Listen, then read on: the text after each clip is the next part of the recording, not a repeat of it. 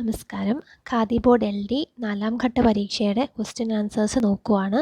4 videos മുമ്പ് ചെയ്തിട്ടുണ്ട്. ചെറിയ വീഡിയോസായിട്ട് ചെയ്യുന്നത്. അതെന്താണെന്ന് വെച്ചാൽ അത് റിപ്പീറ്റായിട്ട് കാണാനുള്ള ഒരു സൗകര്യത്തിന് കൂടിയിട്ടാണ്. അത് വീണ്ടും വീണ്ടും കണ്ടിട്ട് ആ ആൻസേഴ്സ് വീണ്ടും പഠിക്കാനായിട്ട് ശ്രമിക്കുക.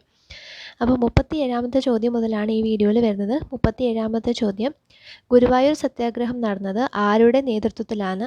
Option A K Kelappan. Guruvayur സത്യാഗ്രഹത്തിന് നേതൃത്വം നൽകിയത് കെ കേളപ്പൻ. Option A.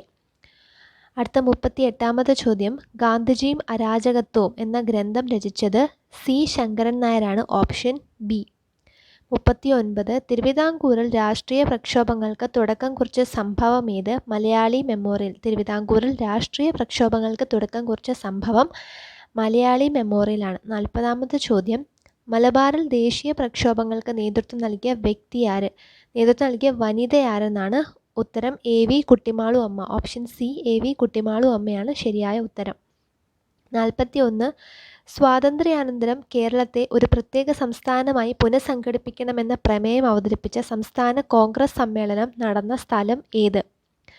ഉത്തരം ഓപ്ഷൻ ബി, പയ്യന്നൂരാണ്. 42, തിരുവിതാംകൂർ മുസ്ലിം മഹാജന സഭ സ്ഥാപിച്ചത്? ഓപ്ഷൻ ഡി, വക്കം അബ്ദുൽ ഖാദർ മൗലവി. 43, കോഴിക്കോട് ഉപ്പ് സത്യാഗ്രഹത്തിന് നേതൃത്വം നൽകിയത് ആര്? ഓപ്ഷൻ ബി, മുഹമ്മദ് അബ്ദുറഹിമാൻ സാഹിബാണ് കോഴിക്കോട് ഉപ്പ് സത്യാഗ്രഹത്തിന് നേതൃത്വം നൽകിയത്. 44, കേരളത്തിലെ ഏറ്റവും വലിയ ജില്ല ഏത്? ഇടുക്കിയാണ്. Option B, Idukki.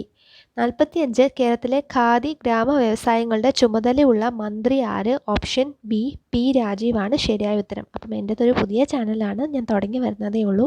അപ്പോൾ ഞാൻ പഠിക്കുന്നതോടൊപ്പം ആ കാര്യങ്ങളും കൂടെ ഷെയർ ചെയ്ത് പോകാനാണ് ഉദ്ദേശിച്ചിട്ടുള്ളത്. അപ്പോൾ നമുക്ക് ഒരുമിച്ച് പഠിക്കാം. മുൻപ് 4 വീഡിയോസ് ചെയ്തിട്ടുണ്ട്. ഇതിന് മുൻപുള്ള ക്വസ്റ്റ്യൻസ് അതിലാണ് വന്നിട്ടുള്ളത്. അപ്പോൾ അതുകൂടി ഒന്ന് കാണാനായിട്ട് ശ്രമിക്കുക.